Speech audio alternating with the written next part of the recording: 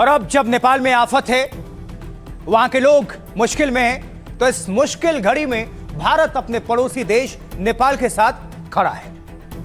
इस बीच आज विदेश मंत्री डॉक्टर एस जयशंकर ने बैठक की। इसमें काठमांडू और बीजिंग के भारतीय राजदूत भी शामिल हुए। नेपाल की मदद को लेकर इस पर चर्चा हुई। ये मीटिंग की तस्वीरें हैं जो देख रहे हैं आप।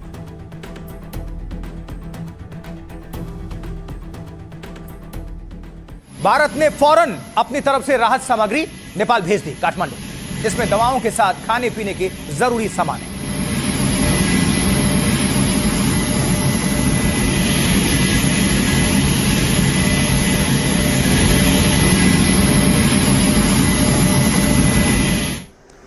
और ये जरूरी जो खेप है जो भारत की तरफ से भेजा जा रही है, नेपाल के बाढ़ प्रभावित इलाकों तक इसे पहुंचाया जाएगा।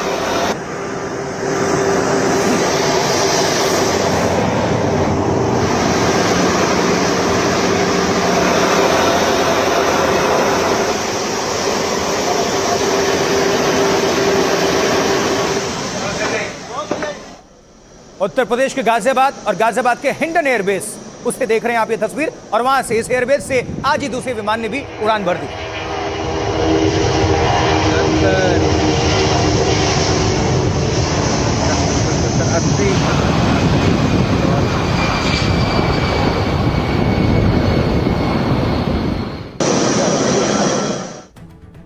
कुल मिलाकर संकट के इस घड़ी में भारत नेपाल के साथ डटकर खड़ा है, पूरी तरह से डटकर। देखिए, नेपाल में तबाही के बाद भारत ने मदद का हाथ तुरंत फौरन बढ़ाया। भारत ने नेपाल को मदद की दूसरी खेप भी भेजी है आज। दूसरी खेप में 37.5 टन राहत सामग्री भेजी गई नेपाल को। इसमें आपदा सामग्री, दवाइयां, खाद्य पैकेट्स भेजे गए हैं। और इससे पहले भारत ने 10 टन मानवीय सहायता और दवा भी भेजी थी। भारतीय वायुसेना का C-130J विमान इसे लेकर काठमांडू पहुंचा, जिसे हम कहते हैं C-130J। यहां से इसे प्रभावित इलाकों में लेकर जाया जा रहा है। दोनों खेप कुल मिलाकर 47.5 टन राहत सामग्री भारत भेज चुका है। नेपाल में तबाही के बाद भारत नेपाल के प्रधानमंत्री ने भी बात की थी। पीएम नरेंद्र मोदी ने नेपाल को हर संभव मदद का भरोसा दिया है। भारत नेपाल में बैली ब्रिज भी भेजने वाला है। यह एक पोर्टेबल और पहले से तैयार किया हुआ पुल होता है, जिसे जरूरत वाली जगह पर जल्दी ही तैयार कर दिया जाता है। नेपाल में तबाही के बाद कई पुल और ब्रिज तबाह हो चुके हैं। विदेश मंत्रालय और वायुसेना अधिकारियों ने क्या कुछ कहा है, सुनिए। जो भी सहायता का रिक्वेस्ट, अनुरोध वहाँ से आता है, उसी हिसाब से हम आगे बढ़ते हैं। और हमारे तरफ से तो जैसे कि मैंने बताया कि हमारे प्रधानमंत्री ने कल बात की नेपाल के प्रधानमंत्री से, और उनको कहा कि जो भी हमारे तरफ से जो कुछ भी होगा वो हम करने को तैयार हैं। साथ ही साथ भारत देश नेपाल के साथ कंधे पे कंधे मिला के इस घड़ी में खड़ा है। कल रात को एक रिलीफ फ्लाइट आई थी 10 टन सामान लेके। आज दोपहर में एक और फ्लाइट आई है करीब 37.5 टन का सामान लेके। ये सामान जो अति आवश्यक होता है इन सब स्थितियों में, वो है टेंट हैं, जनरेटर सेट्स हैं, मेडिसिन्स हैं, ये सब चीज़ें लाई गई हैं। और हम नेपाल सरकार के जो प्रयास हैं इस स्थिति से निपटने के लिए, उनके समर्थन के लिए हमेशा तैयार रहेंगे, सदैव तत्पर रहेंगे। ये वही दर्शाता है। हमें जैसे ही इन्फॉर्मेशन मिली, क्योंकि हम लोग इन चीज़ों के लिए सदैव तत्पर रहते हैं, तो हमारा एक C-130J हरक्यूलिस को हमने तैयार किया और उसमें हमने लोड किया रिलीफ मटेरियल, मेडिसिन और जनरेटर, जो कि हमने सिविल अथॉरिटीज़ स्पेशली NDRF के हेल्प से हमने लोड किया और जितनी जल्दी हो सके तैयार करके जहाज को यहां से लॉन्च किया। देखिए, नेपाल में तबाही को लेकर चीन पर भी सवाल उठ रहे हैं। क्या चीन ने सही वक्त पर नेपाल को जानकारी नहीं दी? ये सवाल, ये प्रश्न खड़े हो रहे हैं। और इस बीच चीन की रेस्क्यू टीम बॉर्डर इलाकों में राहत कामों में लगी हुई है।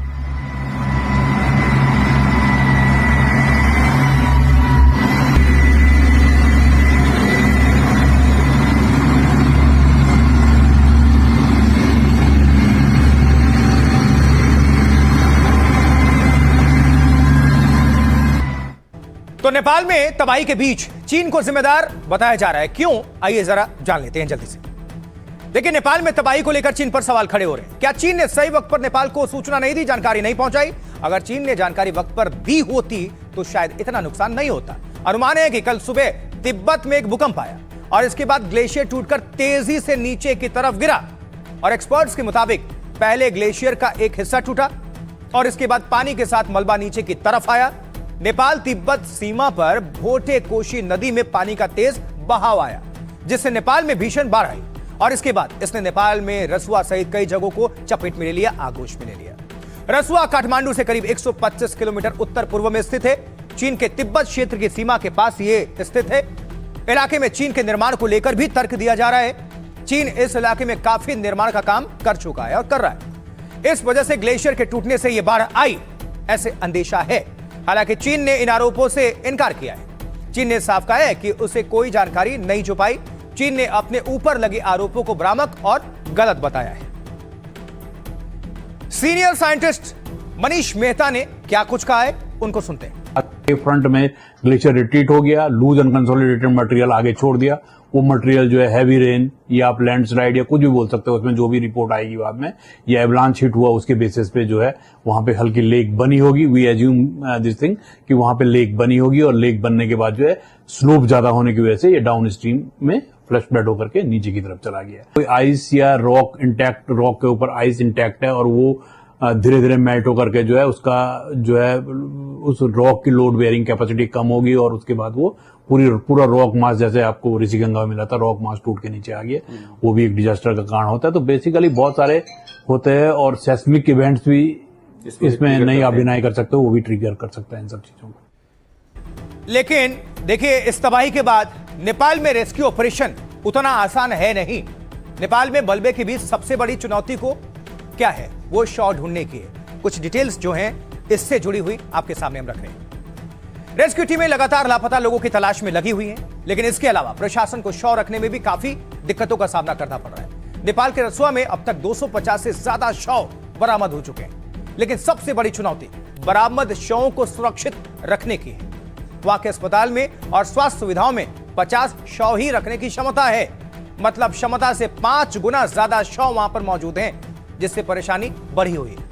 अगर इन शवों को सुरक्षित ना रखा जाए तो पहचान में भी मुश्किल होगी और ऐसे में बड़े रेफ्रिजरेटर कंटेनर्स में अस्थायी शवगृह तैयार किए जा सकते हैं। हर शव की फोटो, पहचान और जरूरी जानकारी का रिकॉर्ड भी रखा जा रहा है। जिन शवों की हालत खराब है उनके फिंगरप्रिंट या डीएनए जांच हो सकते हैं। शव की पहचान पूरी होने पर ही उन्हें परिवारों को सौंपा जाएगा। नेपाल के भरतपुर अस्पताल से हमारी रिपोर्ट है, आपके सामने रख रहे हैं, देखिए। इस वक्त जहां मैं खड़ा हूं, मेरे ठीक पीछे ये अस्पताल है जिसको भरतपुर अस्पताल कहते हैं। ये वो अस्पताल है जहां पर 64 डेड बॉडीज़ अभी तक लाई जा चुकी हैं और इस अस्पताल में मॉर्चरी में बॉडीज़ रखने की जो क्षमता है वो सिर्फ 50 है। 50 क्षमता वाली मॉर्चरी के में रखे हुए जो 64 डेड बॉडीज़ हैं, जब मैं वहाँ अंदर गया, अंदर जा कर के देखा, तो आप यकीन मानिए कि जिस तरह की क्षत विक्षत हालत है उन शवों की, जिस तरह की उन बॉडीज़ को मैं देख कर के जिस तरह से व्यथित हुआ, वो शब्दों में बयां कर पाना मुश्किल है। कि मुश्किल से 64 में से 4 या 5 डेड बॉडीज़ ऐसी हैं जिनको पहचाना जा सकता है, बाकी की बॉडीज़ को पहचानना भी मुश्किल है। डॉक्टर्स का कहना है कि यहाँ अभी 64 डेड बॉडीज़ आई हैं, लेकिन जिस तरह के हालात हैं, ऊपर का जो पानी बह के नीचे आ रहा है, उस पानी के साथ बॉडीज़ बह के यहाँ इस इलाके में और इससे आगे भी जा रही हैं, तो आशंका है कि यहाँ 300 से 400 बॉडीज़ आ सकती हैं। अब नेपाल की बाढ़ के बाद बिहार में भी बाढ़ का खतरा मंडरा रहा है। ये नेपाल तक ही सीमित नहीं है, अलर्ट मोड पर भारत भी है। कैसे, समझिए। देखिए, गंडक नदी पर खास नजर है। पश्चिमी चंपारण समेत कई जिलों में अलर्ट जारी कर दिया गया है इस बाबत। और इसी बीच मुख्यमंत्री सम्राट चौधरी ने हवाई सर्वे किया, जिसकी तस्वीरें आप देख रहे हैं, हालात का जायजा ले रहे हैं।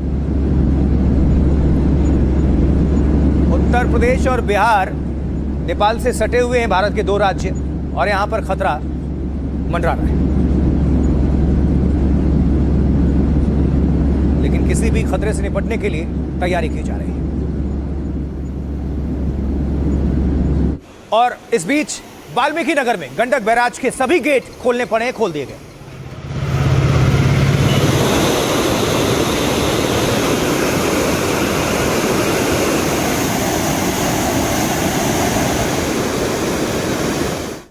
किस तरह से तैयारी चल रही है, किस तरह से गेट खोलने पड़ रहे हैं बैराज को, अब ये हमने देखा। लेकिन इस बीच चंपारण में क्या चल रहा है, पश्चिमी चंपारण में, वहां भी प्रशासन हाई अलर्ट मोड पर है, नदी के किनारे क्योंकि ये सटा हुआ हिस्सा है। जल भराव वाले क्षेत्र गंडक नदी में अचानक बाढ़ आने की संभावना है। बाढ़ की पानी कभी भी आ सकती है, सभी लोग सतर्क रहें। नदी के किनारे निचले एवं जल भराव वाले क्षेत्रों से तत्काल सुरक्षित स्थान पर चले जाएं। बच्चों, बुजुर्गों एवं पशुओं को विशेष रूप से सुरक्षित रखें। गंडक नदी में अचानक बाढ़ जहां जहां खतरा महसूस हो रहा है वहां पर पूरी तैयारी हो रही है। मुजफ्फरपुर ले लीजिए, यहां भी अलर्ट जारी किया गया। ये देखिए,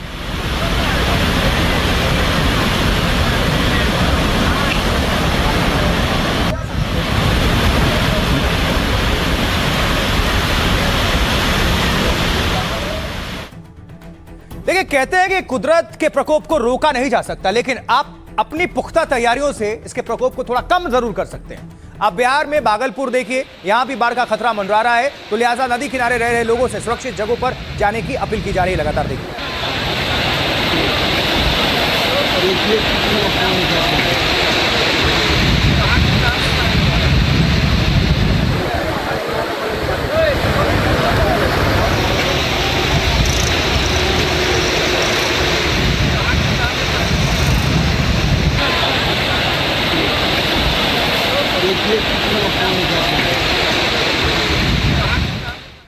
तो नेपाल में आई इस विनाशकारी भीषण बाढ़ के बाद गंडक नदी के जलस्तर में बढ़ोतरी की आशंका को देखते हुए बिहार के सारण में जिला प्रशासन अलर्ट मोड पे है, जहां तटबंधों की सुरक्षा को लेकर प्रशासन लगातार निगरानी कर रहा है, अपील कर रहा है। सुनिए जरा। जल स्तर बढ़ने के कारण गंडक नदी में पानी बढ़ने की संभावना है, इसलिए गंडक नदी से सटे निचले क्षेत्र, दियारा क्षेत्र एवं नदियों के किनारे वाले क्षेत्रों में रहने वाले परिवारों को सूचित किया जाता है कि सतर्क रहें और अपने घरों में रखे सभी कीमती सामानों, आवश्यक कागजातों को सुरक्षित रखें। जिला प्रशासन द्वारा आवश्यक सभी तैयारियां की जा रही है। पुलिस प्रशासन की तरफ से ये अपील। उधर वैशाली में क्या हो रहा है, तो वैशाली जिले में भी बाढ़ की आशंका के मद्देनजर जिला प्रशासन ने अलर्ट जारी किया है।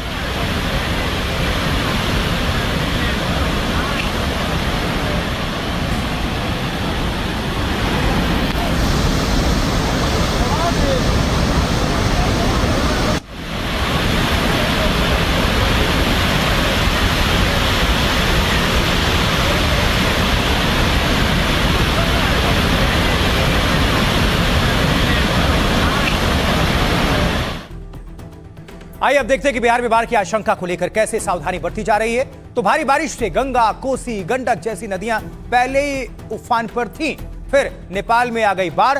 अब इस बाढ़ ने बिहार की चिंता और ज्यादा बढ़ा दी है। तो बुधवार की रात नेपाल से करीब 1.5 लाख क्यूसेक पानी छोड़ा गया और जिसके बाद बगहा स्थित गंडक बैराज के 36 गेट खोलने पड़े।